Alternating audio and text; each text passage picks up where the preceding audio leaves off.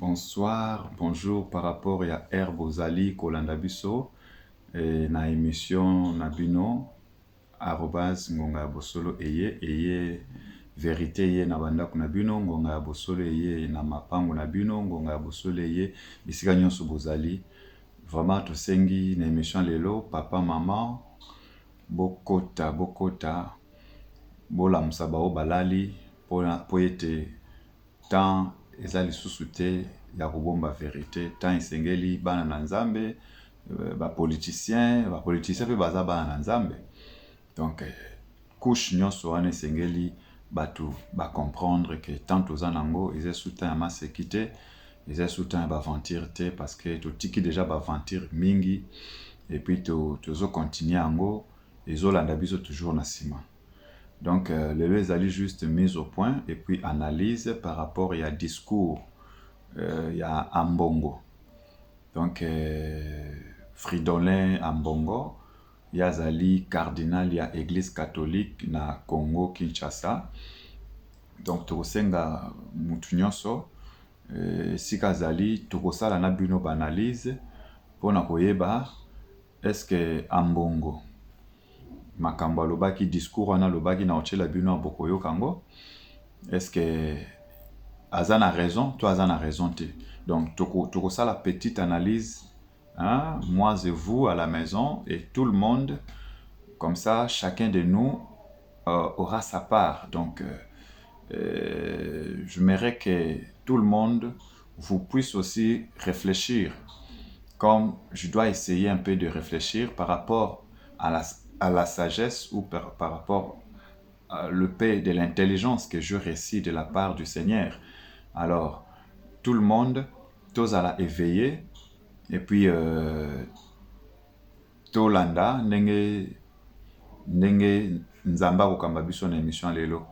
Mais to sengi ba na nzambe nyonso ba pasteur, ba politicien, ba évêque, tout le monde bo fungola misu et émission lelo bo panza yango bisika nyonso ba oyo nanu bo s'abonner massivement parce que émission na bino ngonga ya bosolo ye ezotalama partout ba vue ezomata vraiment nzamba pambola bino na bato nyonso bozo ko subscribe bozo ko tinda ba message bisika nyonso vraiment loboko nzambe ezali ko na bino discours ya ndeko na biso cardinal Ambongo donc a critiqué la loi Tchani. Donc loi Tchani, loi wana oyebimaki ya congolité. Donc Ambongo a critiqué yango.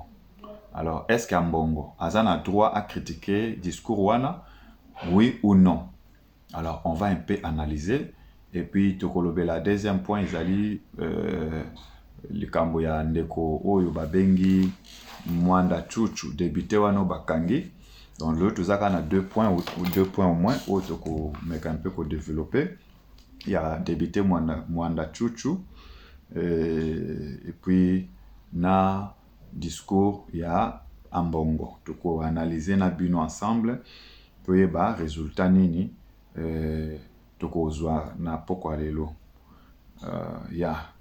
Alors toleki mwa lombangu toko chela bino discours boyoka makambo Ambongo azoloba donc cardinal ya Église catholique donc ba bombe na ba grenade des arts tokoyoka ngona nyonso tokochela bino boyoka ngo nyonso après tobandi ko détailler bino eloko moko alobi soki azana raison ou azana tort et avec des preuves boyebi awa tozaka na ba preuve hein? Ngonga bosole ye tolobaka lokwa bachaku te ndenge tomonaka ba d'autres internautes ba youtubeurs basalaka bazoloba non awa c'est avec de preuves donc papa maman simba bible na yo simba lokasa na yo biskanso zali et tokosala o babengaka smackdown donc c'est-à-dire nous allons prouver tout ce que nous parlerons dans cette plateau na ba internaute na biso nyonso et puis na ba abonné na biso nyonso sika bozali to la na discours ya cardinal Ambongo. Avec le nouvel archevêque, je vous exhorte à résister au discours de haine et aux initiatives qui excluent et divisent le peuple de Dieu.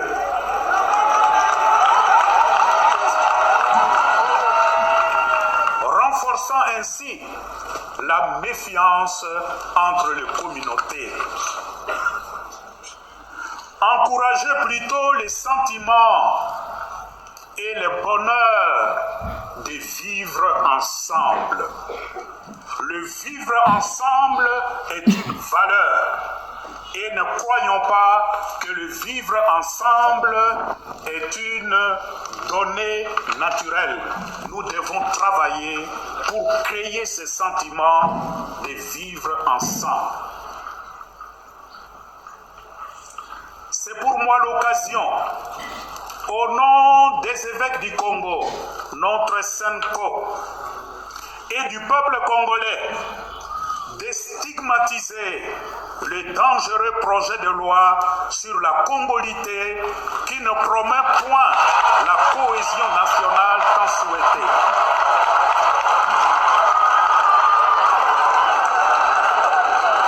Ces projets de loi, au lieu d'unir le peuple de Dieu dans une seule famille, elle apparaît comme un instrument d'exclusion et de division.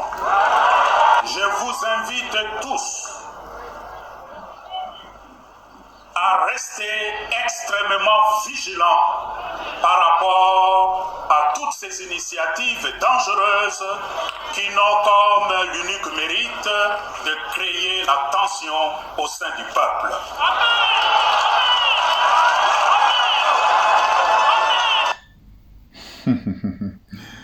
Bandeko Bolandi, hein? Bolandi discours ya papa Mbongo, papa catholique.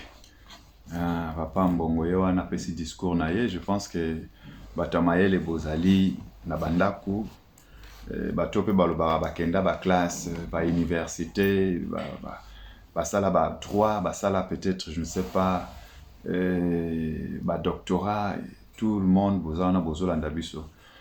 Mais avant ya kokota na discours ya Mbongo, nalingi na réveiller conscience ya ba congolais na ba congolaises. Moi je pense que moni tango Mbongo azope sa discours, omona bato wana bazolo ba amene bazobeta maboko. Mais est-ce qu'il faut se poser d'abord question, est-ce que bato wana bazobeta maboko wana tango Mbongo azoloba? Pos Mbongo azoloba na Kiswahili te, azoloba na Kikongo te, azoloba na Chiluba te, Mbongo azoloba na langue nini? Mbongo azoloba na français. Mais les problèmes à se poser, est-ce que François Mbongo azoloba bato wana bazobeta maboko, est-ce que bayoki yango? Vous comprenez? La première des choses, est-ce que français ou Mbongo azoloba bato wana babeti maboko, est-ce qu'ils ont compris la langue que Mbongo a utilisée, ou bien langue yango oyo Mbongo azoloba, est-ce que bato wana babeti maboko, est-ce que ba comprendre yango? C'est ça le problème. Donc moi je pense que ceux qui Congolais les ont en malheur, ceux qui Congolais les ont en souffrance, ceux qui ba Congolais les baza ko évoluer te, et lo kwa liboso ezali langue wana oyo ba Congolais balobaka oyo ba bengaka français. La langue française nde est détruit ba Congolais parce que ba Congolais na ba beti maboko wana bomoni wana ba beti ka maboko bayoki alobi na français ba beti maboko mais ba comprendre makambo ya Mbongo alobi te. Vous comprenez? Oh makambo ba beteli maboko wana nde makambo ya malheur na bango. Donc ba Congolais nyoso bazaki na kati ya salle wana ba beteli malheur na bango maboko. C'est l'une des raisons pour Afrique et Bonga. Pour Afrique et longo na kati ya esclavagisme. Et sengeli d'abord langue wana français. Ils allaient retirer en Afrique, je dis bien, ils allaient retirer en Afrique et particulièrement na Congo. Pour nanine, parce que langue wana est détruit ba Congolais na ba Congolaises parce que ils allaient langue étrangère. Vous comprenez? Alors lelo ba Congolais ba koma ko sala makambo sur na langue étrangère. Yango zomona même, toza même na difficulté. Même ya kotanga balwa na biso ya mboka pona nini parce que même balwa na biso ya mboka ole ekomama na munoko na biso ya mboka ekomama na munoko ya bapaya o ba Congolais baza incapable ya comprendre même munoko bango ba ke ko adopter. Vous comprenez? mais tout le monde est tout le cas ya batu ba beti maboko mais ba comprendre makambo ba beti li maboko te. Là c'est un. Alors langue wana bat bazolo ba wana ya français tout le monde ezo créer kaka ba makambo ebele na Congo wana parce que ba politiciens belé bozo mona wana bazo yi baka ba mbongo bazo yi banka na français. Ah tu vois qui balobi oh non caméra yibi mbongo. Bon, est-ce que yiba on a Kiswahili? Toi yiba on a lingala. Toi yiba on a nani? Ba yiba na français. Ba grand escroc ya minene ya mboko boyebi o ba yiba na langue wana. Donc quelque part la langue wana français so tali ememi pelo comment na Congo te parce que lelo guerre à est eza na est tozo kufa. Biso tozwa langue ya ba français to tcha na Congo. Est-ce que lelo guerre wana ba français bazo sane? Mais ba français ba ke ba pesi Rwanda minduki pour ba ya ko attaquer RDC ba maman na biso baza violé. Donc langue wana ememela biso ka malheur. Moni bande kota na Congo guerre ici la raté na Congo. Moi je pense que langue wana est comme ici ba congolais ba esclave. Yango no moni ambongo alobi na français ba congolais ba beti maboko. Ba beteli langue maboko to ba beteli ba comprendre makambo ambongo alobi. Moi je pense que ba comprendre makambo ambongo alobi te mais ba beteli nde français maboko. Yango moni français wana banda 1960 Congo zo évolué te pona langue wana. Mokolo congolais ko se réveiller. Akobanda ko comprendre makambo na langue na ye propre maternelle Congo évolué. Là c'est un. De deux, tu kokote la bino suko bandeko na détail. Tu comprendre ngana bino makambo mbongo alobi. Bolanda. Avec le nouvel archevêque. Awa suko to bandiko pesa détail, hein? Tu zo pesa détail na détail. Avec nouvel archevêque. Je vous exhorte. À résister au discours de haine. À résister au discours de haine. Sikoyo na yo nanga tozotala na papa mama to analyser nanga na yo isika ofandi wana à résister au discours de haine. Donc ambongo en tant que cardinal ya église catholique azali ko benga batu nyonso donc c'est-à-dire ba congolais au bazana Congo ba résister na discours ya haine.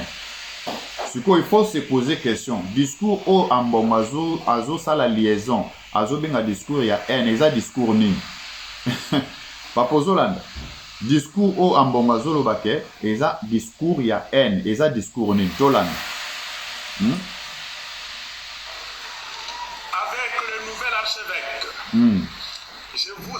je vous exhorte à résister discours de haine et aux initiatives qui excluent et divisent le peuple de Dieu. L'initiative qui divise le peuple de Dieu. Vous comprenez? Initiative. Donc cela signifie ambongo ponaye discours ou azobenga discours ya haine na initiative ou ezako diviser ba peuple de Dieu ezali la loi Tchami, n'est-ce pas? Tolanda bien. Wana babeti maboko. Renforçant ainsi la méfiance. Siko, toche-moi point moko wana. Est-ce que loi Tchami ou balobi la congolité, loi sur la congolité, est-ce que ekoki comme ma division na ba congolais? Parce que Congo au congolais. Oui ou non? Oui. Mais ce qu'on nini la loi Tchami pona ambongo ya jijango que non loi wana ezomema division au sein de notre beau pays Congo. Est-ce que loi Tchami est qui comme une division parce que loi ngo lobika que non congolais de père et de mère et sengeli azala président de la République pe azala congolais de père et de mère bazwa ba déverrouiller ba loi mosusu pona ba poste ya souveraineté mwana ya Congo avanda na esika wana. Siko selon ambongo ye ambongo atanga français aza soki universitaire je ne sais pas atanga ba droit, mais selon ye loi wana o ezo protéger souveraineté ya mboka o yazali po mboka wana ba ennemi ba étranger ba kotate ba bebisa yango te ba punza yango te. Papa o na âge na ye a jugé yango une loi qui crée la division. Est-ce que vous comprenez vraiment papa nanga ba maman nanga bisika bozali même na bandeko bandimi ya catholique bino bosambela na catholique tozo juger bino te nanga na bino tozo sala analyse parce que même bino moko esika bovandi je ne sais pas ebele na bino vous n'êtes pas d'accord, mais biso tozo sungana tozo koyedane toza ko et dont nous vivons, aimons nous vivons. Vous comprenez? Est-ce que discours où ils ont protégé souveraineté à mboka oyo vandi, est-ce que qui cause un sujet à désordre na mboka? Vous avez? Alors ne par là si koto koyeba, est-ce que Église catholique na Congo ton Afrique, est-ce que eya komemela biso bonheur? Alors yo muto kendaka na catholique, yo muto sambelaka na catholique, il faut bo fungola misu. Parce que discours ya mbongo eza kotalisa déjà que mission ya église catholique na Afrique eza nini penda particulièrement na Congo eza nini et ya pona nini. Alors vous comprendrez facilement. Il y avait un jour tout ça la mission to pesaka analyse ya pape. Nenge papa yaka na Congo epesaka un peu moins mbelinga bamusuba obi papa ye na Congo guerre aussi la bona nga tulobaka wana na ngonga ya bosolo ye tulobaka ke papa ye guerre aussi la te au contraire ekobakisa maturi tutuna kabino mboka nini ton Afrique est-ce que ni papa leka en Afrique et puis guerre ici là exact. Vous comprenez? Donc pape tu epesaki bino ayaki na ye justement ayaki tourisme aya kozwa mbongo nya mabonza et puis ba intérêt ya ye pape et puis ba intérêt romain tu le baki angwa. Alors bino batu boza na ba église wana vous fréquentez l'église catholique ainsi de suite parce que lelo ambongo azo représenter l'église catholique. Donc ceux qui ambongo alobi likambo moko bien eza honneur l'église catholique, ceux qui ambongo alobi likambo mabe ezali ko déshonorer église catholique. Alors lelo à partir ya analyse otokosala na bino na kati ya bisika bozali bokomona soki ambongo a déshonorer catholique ou bien honorer catholique ou bien soki église catholique et église oyo eyaki na mission pour sauver ba congolais parce que église catholique d'abord c'est une église romaine donc les églises à ba étranger. Alors comment expliquer église ya ba étranger? Est-ce que église ya ba étranger qui côté les mela et qui ko appuyer loi ya souveraineté ya bana mboka? Bon mon esika tozokende. O eza banalise bo fungola matoi, bo fungola ba cerveau esika bozali. Est-ce que église ya ba étranger wana question nazotu na bino papa nanga ozolandanga, maman ozolandanga, yaya nangai, leki nangai. Est-ce que église ya ba étranger loi Tchami ezali loi des pères et des mères pour battre la souveraineté ya Congo.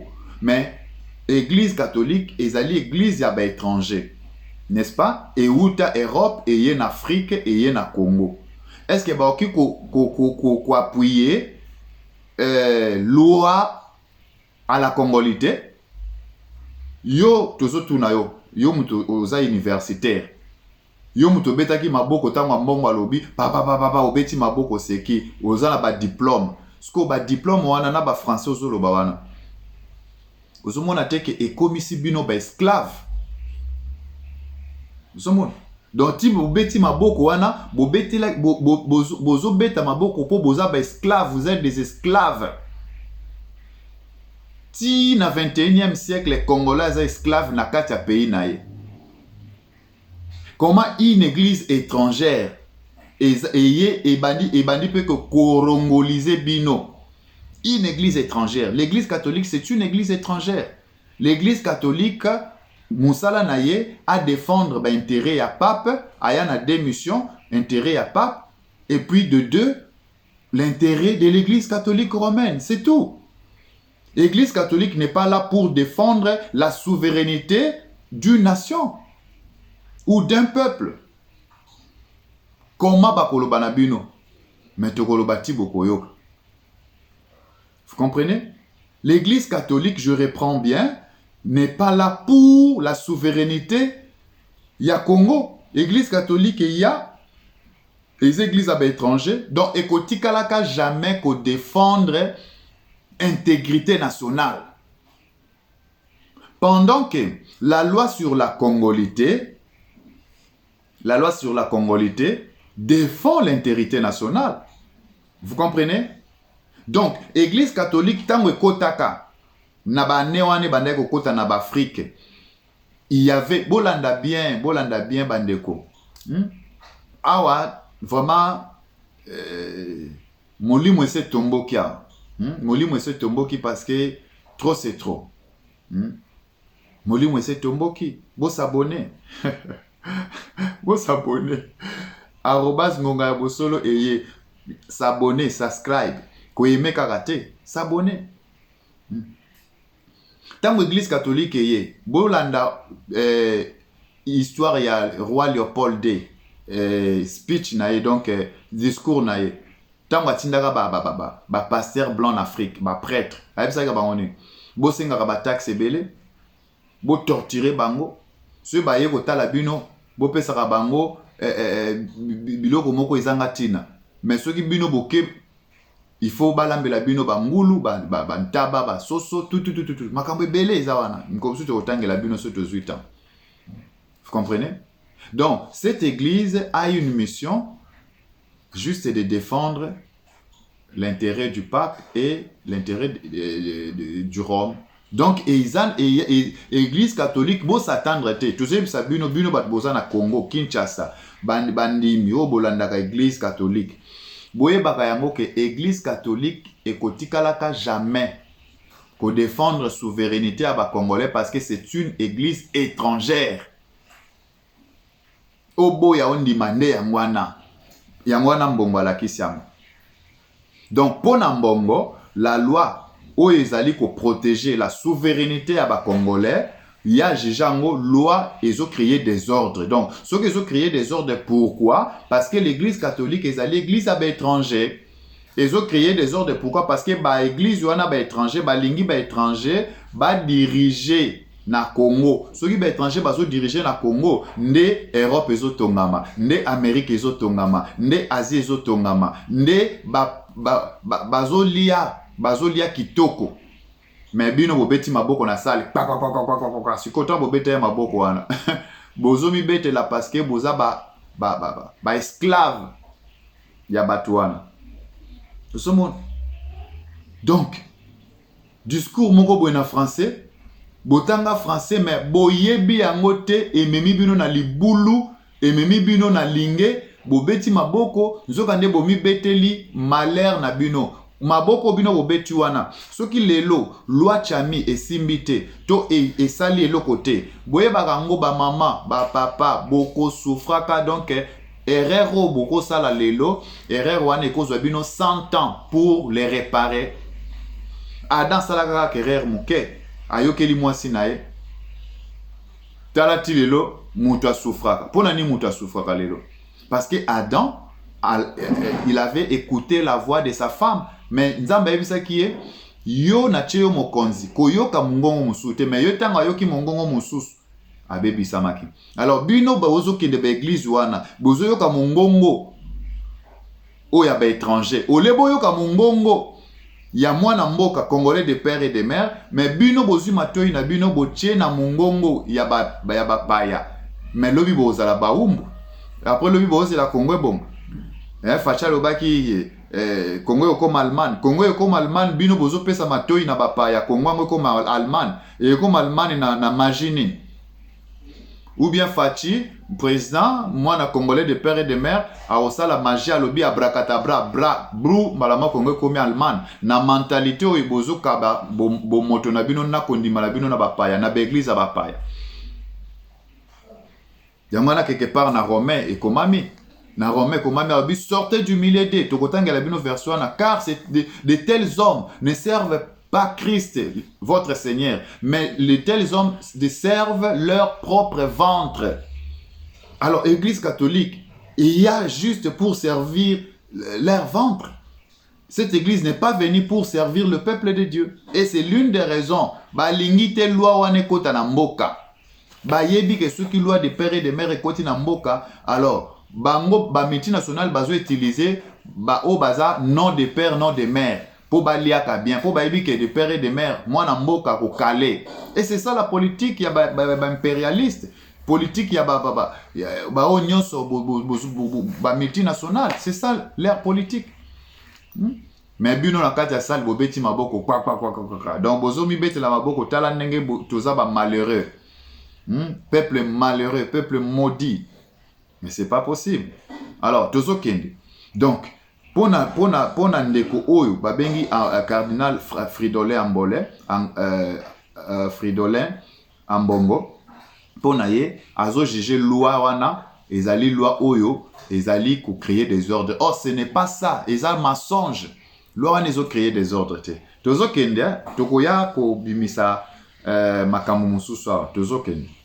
Ya. Avec le nouvel archevêque, je vous donne les sentiments et le bonheur de vivre ensemble. Alors, ye awazo tinda batalobi bazala na bonheur ya ko vivre ensemble. Siko toche moi point wana. Siko tangu cardinal Ambongo azotinda bato ba vivre ensemble, azo bana ba communauté mususu. Il faut ba congolais ba vivre ensemble, mais il faut se poser question. Ba congolais ba vivre ensemble comment? Parce que ba congolais bazara déjà ensemble. Toza na 4 langues nationales, Muluba, Mukongo, Mungala, Muswahili, 4 langues wana. Ba vivra déjà ensemble. Est-ce que botu na mbongo ambongo bisikani bosu omona baluba ba komi ko réclamer chikape comme pays. Est-ce que ni bosu omona ba Congo ba komi ko réclamer ba Congo comme pays bango donc ba sala auto pays na bango, auto défense na bango. Est-ce que ni bosu omona na ba province nyonso wana kaka esika bapaya baya kaka esika ba multinational bacha bapaya bacha ba Rwandais batuti nde esika oyo bango bamibengi ba communauté. Est-ce que na Congo toloba ba communauté, toloba ba province ya ba Congo, province ya Bandundu, province ya Chikapa, ainsi de suite. Mais batuana bango moko bakei ko komi bomba baloli balobi toza communauté toute. Ndenge moko zomona Ambongo azo utiliser mingi terme ya communauté. Vous comprenez? Azo utiliser mingi terme ya communauté. O toza la malamu na ba communauté nyonso. Non. Eza na sens te. Baluba, Bangala, Bakongo, Baswahili, Babota, Babala tozara na problème te. Alors quelle communauté o yazo azo kosala à liaison. Donc communauté oye Ambongo azo ebisa biso, donc c'est-à-dire communauté toute. Donc biso ba congolais il faut tolongo la loi wana des pères et des mères pour tozala bon moko na ba communauté toute. Donc cela signifie ceux qui te fungoli parenthèse donc Ambongo azo linga loba nini? Ambongo azo linga loba tozala na bomoko na ba tuti, tozala bomoko na ba Rwandais, na sens que brassage et salema ezonga nango, mixage ezonga nango, toza na ba généraux Rwandais, toza na ba généraux. Non, chaque pays eza na souveraineté nango. Chaque pays eza na souveraineté nango. Donc biso ba congolais tozali benemi na ba Rwandais te. Nous ne sommes pas des ennemis.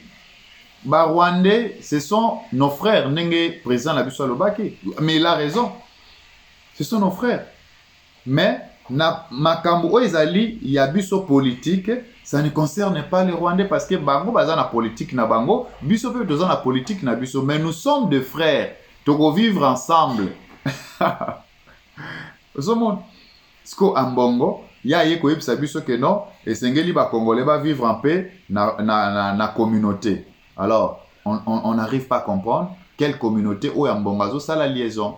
Donc tant que Ambongo ba communauté donc razo se référende na batuti o bazali na bunangana na batucho bakangi ba secteur ya Congo. Alors na lolenge ya boye na politique ya mabe boye mais balobi mutu wana za mosala na nzambe. Ça c'est pour tuer le pays. T'as la rôle ba église yeko ça na mokili. T'as la rôle. Yamana batu bazokende église ko sambela menzo kande batu bazokende nde koloka parce que tant bazokende ko sambela na église mais cette église vous a déjà détourné de la vérité dans la mensonge. Alors beaucoup espérer beaucoup nzambe ndengeni. Comment vous allez espérer le royaume de Dieu? Les lots que BBC Congo, ce sont des églises. L'église bafouté. Alors, Toland encore. Avec le nouvel archevêque. Avec le nouvel archevêque. Encourager plutôt les sentiments et le bonheur de vivre ensemble. Les saints, on va te expliquer déjà. Le vivre ensemble est une valeur. Et ne croyons pas que le vivre ensemble est une donnée naturelle. Nous devons travailler. Baluba, Bakongo, Bangala, tu vivras déjà ensemble. Vivre ensemble. Ok. C'est pour moi l'occasion, au nom des évêques du Congo, notre Saint-Co, et du peuple congolais, de stigmatiser le dangereux projet de loi sur la congolité qui ne promet point la cohésion nationale tant souhaitée. Ah, oyoki siko parti à lobby. Donc pour naye ya mbongo esengeli ba arrêter projet wana loi wana sur la congolité parce que pour naye ya lobby eza ko schematiser ba communauté mususu. Ozomona tala o eza liwa papo ya zoluka na Congo oyo kindokite o vraiment nzambe nanga yoka schematisation tant pas ba schematisation omoni pe ba congolais wana bakenda bakenda je ne sais pas bakenda ba université ba beti maboko schematisation. Or qu'appelle-t-on schematisation? Siko to komi place wana bandeko schematisation ezanini toko zonge la partie ya mais toko tangela bino verset moko awa tolobela pe makambo awa bandeko toujours au moins 2 minutes juste pour na to expliquer makambo botala na exode c'est-à-dire makambo mbongo alobi eza ba bombe anatomique pure simple au ba communauté internationale ba imposer parce que ba yebi que l'église bandaka la ba politicien ba bande ko utiliser l'église pour na ko détruire les nations. Et on les connaît tous. Bah, politiciens, même dans l'ancien temps, bah, bandek toujours utiliser l'église. Et jusqu'aujourd'hui, l'église catholique, même l'église a pasteur, passe-temps, le passe-temps. Ou bah, faire passer tout temps. Bah, politicien, bah, yaka, bah, payez moi 20 rennes, bah, payez moi $100, $500. Au moni pasteur a eu engagement, il y a qu'à trahir une nation pour n'a pas miette. Et ce sont que des églises. Il y a un moment où pas si les lois à Congo. Ce ne sont pas que des politiciens. Donc, bateau babomi Congo les lois. Ils allient 2 personnes.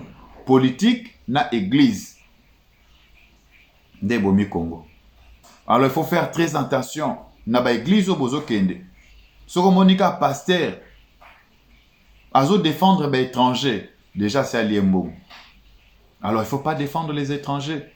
Tant que vous défendez les étrangers, vous sacrifiez la génération na yo oezo ya. Abonnez-vous mes frères et sœurs. Subscribe @ngongalabosolo eye. Tant que vous s'abonnez, mayele bandokomata. Bon, tozongi na terme ya schematisation. Donc pour naye, loi wana chami soke ye, eza ko schematiser ba communauté mususu mais c'est du mensonge. C'est du mensonge pur et simple. Pour nani, c'est du mensonge. Toza na 4 langues nationales, toza na Muluba, Mukongo, Bungala, Mundibu, bango swana 4 langues nationales. Et puis toza na 450 ethniques. Vous comprenez? 450 ethniques. Alors parmi les 4 langues nationales, na 450 ethniques nyoswana. Baza ba congolais. Alors, pour na protéger Congo ango. Alors, nde balobi na il faut pas déverrouiller la loi dans le sens que Et si ka oyo ezali ba poste oyo ezali vraiment ba poste ya président de la République, ba ministre ainsi de suite, bacha oyo aza congolais de père et de mère.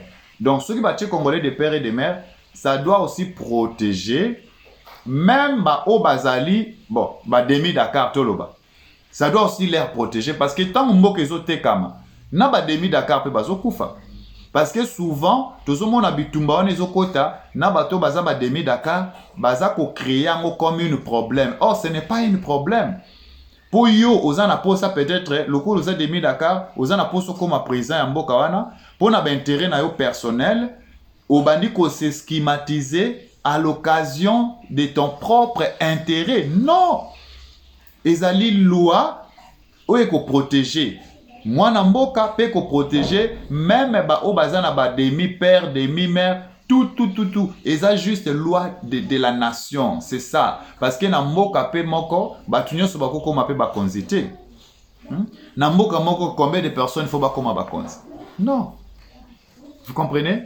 Donc, terme oyo ambongo utiliser schématisation, ezali terme oyo bato yo soi-disant bazolo ba français, nde bazo bomela Congo. Lokola bazolo bango toyebi te liboso wana eza ba mama ndunda bayebi na bango te bayebi pe terme ngo schématisation te babeti maboko ba na bato babenga bato ya université baza ba tchakou balobaka français comme des tchakou. Ils ne comprennent pas ce qu'ils font, ils ne comprennent pas ce qu'ils parlent, mais ils parlent seulement. Omoni tchakou ezaka loba mama soko yebisi bon tango lobi mama eza nani linko lobani ayebi te ebele wana bozomona bazolo baba français mais bayebi sens nango te. Ils ne connaissent pas. Sikoyo ambongo na ki cardinal na ye na kindenga za mbongo a osé. Il a quand même osé à koloba que non, loi Tchami, et ça schématiser la communauté, mais c'est la mort, c'est erreur, et à sali ma bombe anatomique, mes frères et sœurs. Et ça va bombe anatomique. Bon, tozu Exode, hein, toye baso que ça schématisation en solo. Exode chapitre 1, verset 1, tina 21, mais tozoaka partie, hein. Bah, vous avez banda kubogotanga ngondenge bolingi. Mais to expliquer bino plus rapide. Balobi, souffrance des Israélites en Égypte. Souffrance des Israélites ou en Égypte. Voici le nom du fils d'Israël venu en Égypte avec Jacob et la famille de chacun d'eux. Ruben, Simeon, Lévi, Juda, Issachar, Zabulon, Benjamin, Dan, Nephtali, Gad et Aser. Les personnes issues de Jacob étaient au nombre de 70. En tout, Joseph était alors en Égypte. Donc, où ils allaient nombre yabana Israël bakotaki na Égypte. Bakimakini ninzala, bayeko lukabilo kakolia. Vous comprenez? Mais qu'est-ce qui va se passer? Balobi, Joseph mourit ainsi que tous ses frères et toute cette génération-là. Donc, tant que bakoti, Joseph a commis mukola kufi, génération soit nesili. Bakota ki na Égypte, na mboka banane, mboka bapaya. Eza okola, ba Congolais, bakokota na peut-être tout le bata na Togo, mboka bapaya. Ce qu'on a na Togo, beaucoup de génération soana, bana mikea ba Congolais ba botami na Togo. Nenge histoire wa ezali. Et loko mokote oye bombana, tout est à nu. Voyez? Mais qu'est-ce qui va se passer? Pharaon yeko tala boye, Pharaon pe wa yambaka bana Israël wana kufa na mais aye siko ko tala, aye ko mona, oya yaki yami bale aye ko tala, aye ko mona ni. Na 7. Les enfants d'Israël furent féconds et multiplièrent et s'accrurent et devinrent de plus en plus puissants et le pays en fut rempli. Au monde, bana ya oya Israël, ba botami en Égypte, tant ba koli ba komi puissant, ba étranger ba komi puissant, na mboka ya batu. Sukoyo, lokola ba étranger ba komaki puissant na mboka ya batu.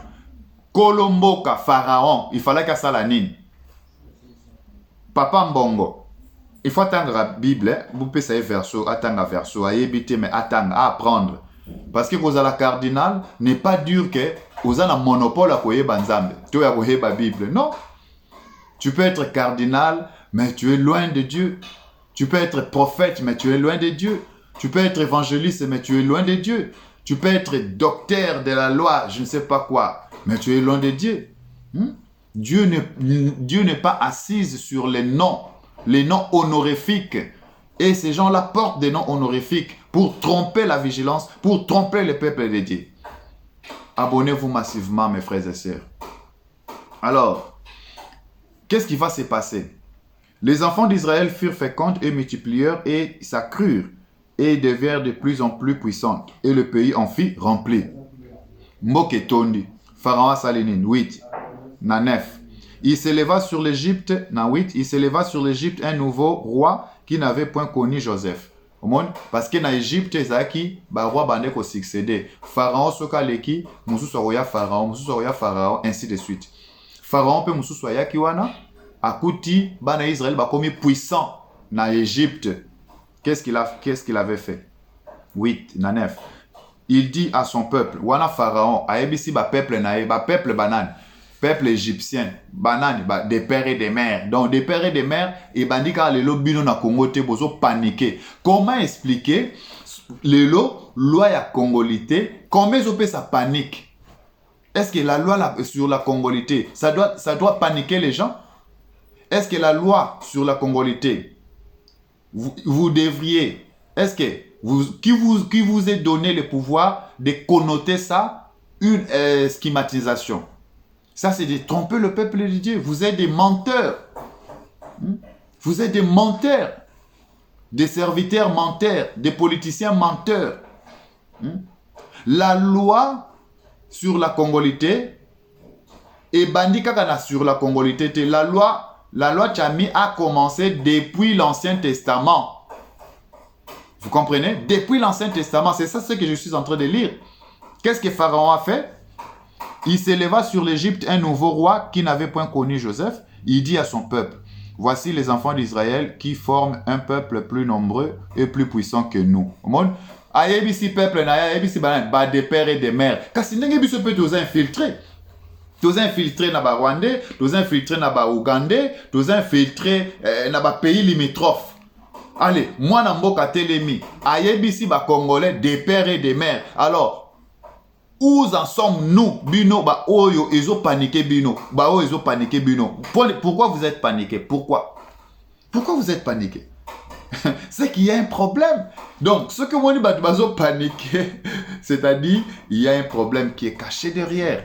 Et ce problème qui est caché derrière, parce que nous avons des infiltrés parmi nous. Et les infiltrés là ne veulent pas que la loi Tchami puisse être établi. Pourquoi? Parce que ekozala gain na bangote et mapa na bango o babade ko yiba ya ofele ba diamant bande ko yiba ba cuivre bande ko yiba illégal ekozala cassé. Mais c'est ça, c'est très simple à comprendre. Yangwana papa wana ceux qui angombe, ceux qui ambongo azobenga yango schématisation, c'est la sorcellerie. Ce n'est pas une schématisation. Alors, tokota la ngana yo, Pharaon asala kinin. Na Bible, o ezali Bible, botanga ka Bible. Bino bato bozoko ba politicien. Yamana, je pense que na gouvernement na biso esengeli vraiment kobana na président de la République ti na ba débuté, il faut baye banzambe. Ceux qui baye binzambe mboka ane oza malamu. Mais ceux qui bazo que de consulter ka banganga, bazo que de consulter ka ba venturier, bazo que de consulter ka des achanteurs. Alors mboke otambolate, mais mboke zo senga ba konzamboka, baye banzambe, baye ba loi pona otalisa bango tala a il faut botambola botala il faut botambola parce que na tango kala mboke bande botambola na ba prophète. Mais le commandé ba charlatan ba gagner terrain, ils ont gagné les terrains. Et payer ils ont souffrir la vérité. Donc vérité n'existe plus. Ok, une église, vérité ça soute. Ok, n'a pas politicien, ndende kindoki, y a plus. Alors comment peuple a revivre malam? Yamana Congo ils ont avancé parce que tous en a crise, y a pas politicien, tous en a crise à basal nanzam.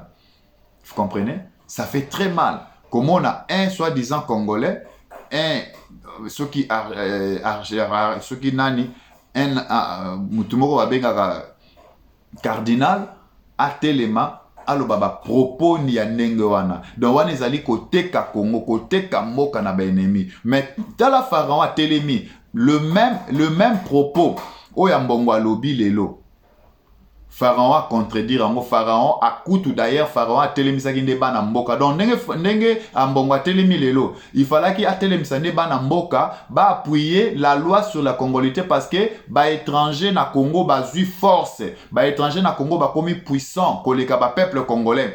C'est l'une des raisons tout le monde a ba mwana chocho, ba nani, ba komi ba débité, mais Congolais zoteka mai, Congolais zoteka matungulu. Mais yo kaka Congolais wana ozo ko appuyer, ozo beta maboko tango mbongo alobi parce que oza esclave.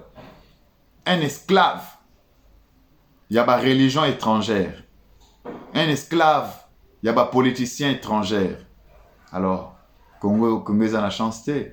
Bandeko, bo s'abonner, bo panza émission na mokili mobimba, bana na nzambe, ba pasteur, ba politicien, ba yoka makamboyo, ba tu ba changer. Parce que tout ça a besoin de changement. Peuple a la mouka. Tout ça a besoin de changement. Peuple fois la mouka. Congolais la mouka. Tika masanga. Congolais tika babar. Mboki zo kende. Congolais ozo tondi sa babar. Mboki zo kende. Congolais ozo tondi sa ba hotel. Mboki zo kende. Congolais ozo langwa. Mboki zo kende. Congolais. Ezala lokwa te Congolais ba Congolais e mayele nyonso. Non, bino nde bo Congola mayele, boza na mayele. Mais tala Pharaon. O eza biblique, o eza makamute tout juste qui wa tanga Bible frère, Exode chapitre 1, tout comme la verset 9. Alors, il dit à son peuple, wana Pharaon, il dit à son peuple. Donc, comme étant que ambongwaza autoritaire na kati ya Congo, il fallait ka yebisa peuple. Donc, c'est-à-dire tous l'église catholique. Il fallait qu'il y ait une bandimia catholique. Il fallait qu'il y ait. Il dit à son peuple, Wana Pharaon ya Kala, voici, voilà les enfants d'Israël qui forment un peuple plus nombreux. Est-ce que c'est tout Landa? Yo papa politicien, Landa. Yo pasteur, Landa. Yo mtozo kumisa. Ozala ki pe wana obeta ki maboko. Yo évêque, yo nani, yo tu sois disant mayele bozaki na bobeta ki maboko, ce que bobetela ki ni maboko. Metala a Muninga Pharaon alobi, il dit à son peuple, voici les enfants d'Israël qui forment un peuple plus nombreux et plus puissant que nous. Comment? Ban Israël ba komi nombreux et puis ba komi puissant ko le kabiso. Sikoto salani. Est-ce qu'il faut que tu sois étranger pour vivre na bomoko ndenga mbongo lobiawa, il faut tout vivre na bomoko dans na ba communauté à étranger. Donc na Congo tout ça na communauté ba tutité. Tout ça na communauté ba marocain. Tout ça na communauté ya ba sénégalais, tous en la communauté camerounais. Donc cela signifie pour Nambongo, tout vivre bon mot qu'on a la communauté, c'est-à-dire marocain, à Kokomane, président de la République, loi à souveraineté, sénégalais, à Kokomane, président de la République. Pourquoi? Parce qu'ils ont église et où t'as étranger. Tout le bandenge ni po boyoka. Vous s'abonner. Vous s'abonner parce que les lots vraiment molimo eza kotomboka makasi mais nzamba simbaka parce que comme on a discours ya boye vraiment banda tongo na liete pour nazoko réfléchir te comment un Congolais ba somba na niveau boye pe ba somba moral ya bandimi eza ko somba, c'est pas normal. Alors il dit à son peuple, alors bino ba politicien bozolo bani na peuple. Bon, on dit déjà que les étrangers sont comme puissants. Qu'est-ce que vous dites à vos peuples?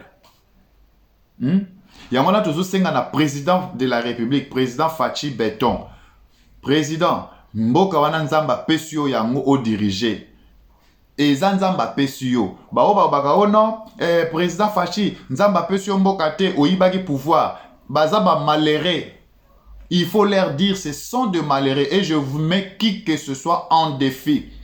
Mboka wana nzamba pesi président Facha diriger eza tanaye ceux qui vous en a tembe to ba bazala na doute même débat ouvert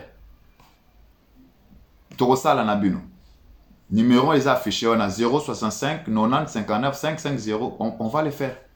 Je suis là, je suis dispo. Mboka wana nzamba pesi yango président Facha diriger mais siko président Fachi ndenge nzamba pesi mboka wana papa eza tanayo nzamba ayebi mokolo yo kolongwa ayebi pe mokolo yo kokota wana ndengo kota ayebi pe mokolo kolongwa bato wa mokili bakosala eloko moko te ba flèche ya molili oboye ekosala eloko moko te mais yo esengeli osala mosala na yo correctement.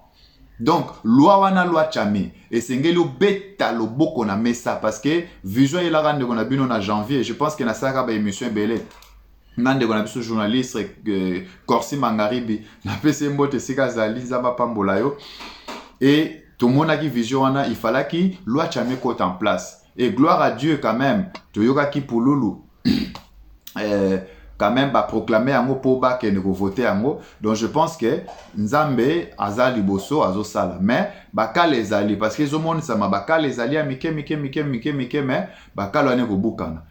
Alors, naba makambo ya boye, esengeli président obeta loboko na mesa. Esengeli obeta loboko na mesa parce que na minute yo Congo po ebonga ezo senga autorité ezala. Ezala akate makambo ekenda kaka boye. Non, ko banga mutu te, mutu moko alengisa yo te. Tout pouvoir, balobi toute autorité vient de Dieu. Donc autorité nyonso même bangango bomona rasima ndako eza nzambe nda pesa bango pouvoir wana. Banganga wana bomona ka wana nzambe atalaka bango boy pour ceux qui asepela la bonté mbela boma bango kala. Même Satan nzambe nda pesa pouvoir wana. Nzamba botola Satan logo te tia kita na force na ye na se. Alors bino ba politicien bozolo banini bovandi bokenda kokota na politique pour bosombaka ba cravate ya bien, bosombaka ba mituka bien, bosombaka ba ndako ya bien. Mais non, politique ce n'est pas ça. Bossa la politique pour na futur ya peuple. Mais non, bossa la politique pour na ba cravate ya bien. Bo changeaka basi, bo changeaka ba ndako, bo changeaka ba mituka ba brado. Non. Bo arrêter politique wana politique o baba en anglais bully politique. You should stop that kind of politics. Bo luka bo servir peuple. Alors, nazo luka politicien nini akoloba lokwa pharaon o alobaki. Tanga monaki ba étranger ba komi puissant, pharaon atelemi. Loi chami bandaki awa. Bino batu botanga la Bible te. Loi chami za na Bible yango e bandaki awa. Exode chapitre 1 verset 10 na banda na verset 8 na 10. Loi chami bandi awa. Siko est-ce que awa nzamba telemelaki bango? Nzamba telemeli Pharaon parce que Pharaon il avait raison. Tout le monde a en neuf. Il a dit à son peuple, voici les enfants d'Israël qui forment un peuple plus nombreux et plus puissant que nous. Allons, montrons-nous habillés à son égard et empêchons qu'ils ne s'accroissent et que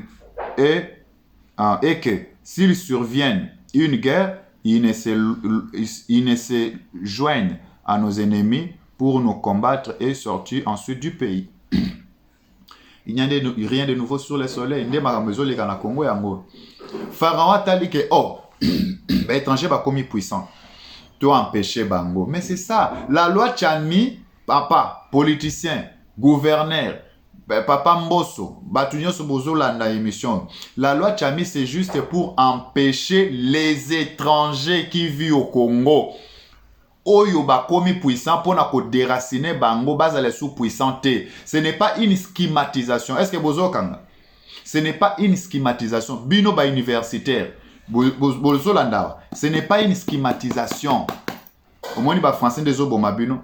Ba français ne opesa bino li boma mkolo mususu. Ce n'est pas une schématisation. C'est juste pour kolembisa ba étranger. Hey. C'est pas possible. Gloire à Dieu. Pour na ba comprendre le message, pe bazola le message bisika nyonso. Bo panzango bisika nyonso. Parce que vraiment mafuta ya molimo ezo mata mais ezo pe ça passe na motema. Ceux qui to bimisi sous vérité yo. Binga ke bimate mais kola lo bifo bima pour na peuple nzambe. To sauver peuple nzambe, to sauver, sauvons le Congo. Maman la biso de Congo. Yo un étranger. Mais yo zo bundisa loi Tchami, mais tu es malheureux. Yo zana poto ozolia manioko. Mais ozo teka mboka baba étranger bazo mboka. Mukolo manioko ozolia wane aussi la ozonga wa. Yo kansi na poto wana ba maki wana ozolia bandoliaka ba maki wana. Ba maki wana ozolia na ba manteka na ba miliki ozomela. Yo kansi bandomela ka miliki wana un jour osepeli ozonga na mboka no te, mboka no ezaka mboka na yo. Ata ozolia badendo basoso boliaka wana, basoso mitu minene elemba basoso ya Kongo eza makasi eza ya kitoko. Misuni boliaka wana misuni elemba basante moko boye. Donc lokwa bambwa mindele. Donc bino bozokanisi nde yango nde vie. Défendons le Congo, mes frères et sœurs. Tout tika baventure. Baventure eleki na politique. Et na ba internaute bazoya ko bebisa internaute na ko critiquer ba loi Tchami ko sala boy ko finga. Non, awe sa ko finga te. Awe za ne maturité ngonga ya bosolo eye. Awa to sala ka analyse likolo ya banalise. Awe za banalise te o bato wana kuna basala boyebi bango. Non, awe za makambo wana te. Awe za makambo susu. Eza makambo susu. Et Pharaon a telemi alobi to lukato neutraliser bango. Nde bomoni ba étranger bazalaki na Égypte, Pharaon a chargé bango misala ebele ya makasi. Vous monde. Qu'est-ce qui va se passer? Ya. Pour balobi, ceux qui totiki ba étranger na liberté. Nenge ambongo alobi. Ambongo alobi te totika ba étranger pour na eza schématisation totika bango libre to sangana. Donc un jour Marocain comme président. Quand Marocain comme président, Congolais a Ozalaskona, sentinelle. C'est ça. Talanenge, église, mission église catholique. Et moi, ça m'est clair. Ils sont indiscutables. Ils sont indiscutables. Donc, Ambonga Sali, bombe anatomique. Vous comprenez? Alors, Ndebaye Koloba, et na 11, et l'on établit sur lui des chefs de corvée, afin de l'accabler et de l'accabler des travaux pénibles. C'est ainsi qu'il bâtit le ville de Pithom et de Ramsès pour servir de magasin au pharaon. Bana Israël ba chargé bango misala ya makasi. Ndo moni batonga ki deux villes na kati ya Égypte, Pithom et Ramsès. Ba ville soko kele en Égypte au monde ngo ba ville moko économique.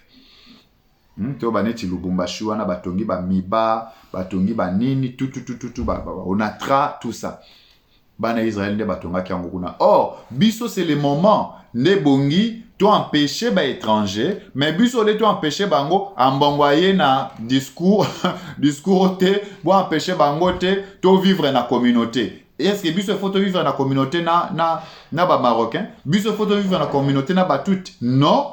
Biso to vivre na communauté, ce que les obenga ta communauté to ki ata na sens ya communauté ninga lobi wana. Biso faut vivre les 450 ethnies qui na biso faut vivre nde na communauté na biso. Mais toboyi ba Rwandais te, toboyi ba Ougandais te, toboyi ba Soudanais te, il faut bazala à part. Et esengeli ba loi moko makasi ezala pona ko kengela bango. Et la loi est dure mais c'est la loi. Na pays nyonso loi ezali. Est-ce que Nzambe lokola pesa ki Pharaon mayele abate la Égypte? Est-ce que Nzamba tombokela ki Pharaon? Non. C'était normal parce que Pharaon, c'est lui qui a défendu la souveraineté de son pays, Égypte.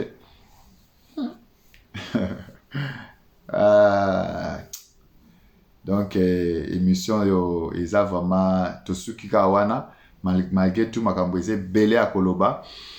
Vraiment, les lots, bambote mingi ezate, tosengi ka bo partager émission @ngunga bosolo eye, bo partager ngo mokili mobimba, et bo s'abonner massivement.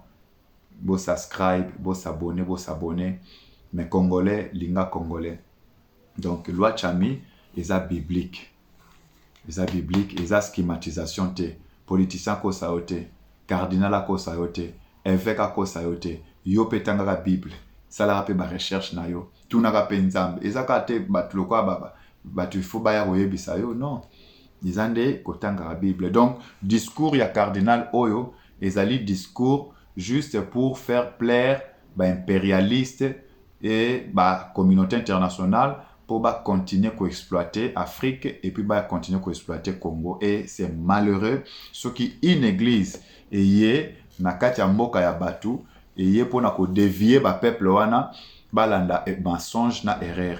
Yangana bandeko pour na ko sauver mutu moko Et loko kaka oyo eza important ezali bo s'abonner pe bo panza message au mokili mobimba. Na bongo Nzambe akobatela bino. Yango wana avant ya kosilisa tokotia nzembo oyo tokokabwana bino na nzembo oyo ya Congo. Parce que nzembo oyo ya Congo esengeli Congolais nyonso abatela Congo. Parce que tozaka na mboka moko soki tobateli Congo te tokokende wapi? Congo ne mboka na biso. Alors Congolais nyonso esika zali zala na souci ya mboka na yo, batela mboka na yo, yeba yango ke loi Tchami ezali schématisation te, ezali réel. Alors biso nyonso sengeli to batela yango po ete toza na kimia. Yango wana tokokabona na luyembo moko et tokokutana d'autres samedi. Congo nanga. Congo. Congo na yo. Ah, Congo nanga, Congo na yo. Congo na biso. Batela yango. Évêque batela Congo. Pasteur batela Congo. Oh.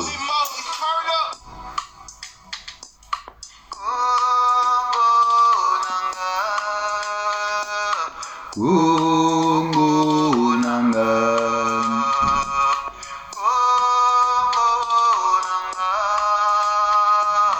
Congo nanga.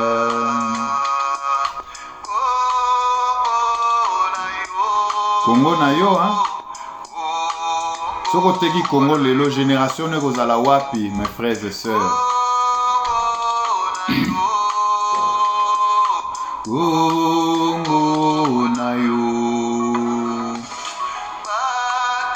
Vous avez l'obligation de protéger notre pays Congo, notre beau pays que nos ancêtres nous ont légué. Papa Kimbangu, Papa Kisolokele et tous ces grands hommes de Dieu balégué biso Congo. Mais comment tu joues pour battre la mboka wana te? C'est mieux tout teka na étranger. Pourquoi? C'est mieux Congolais za na mboka. Avani na poto azo finga loi Tchami. Lobi bazwa ye mboka. C'est pas possible.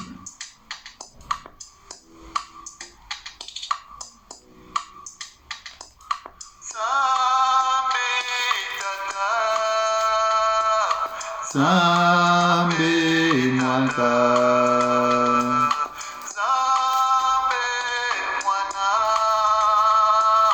Zambe mwana.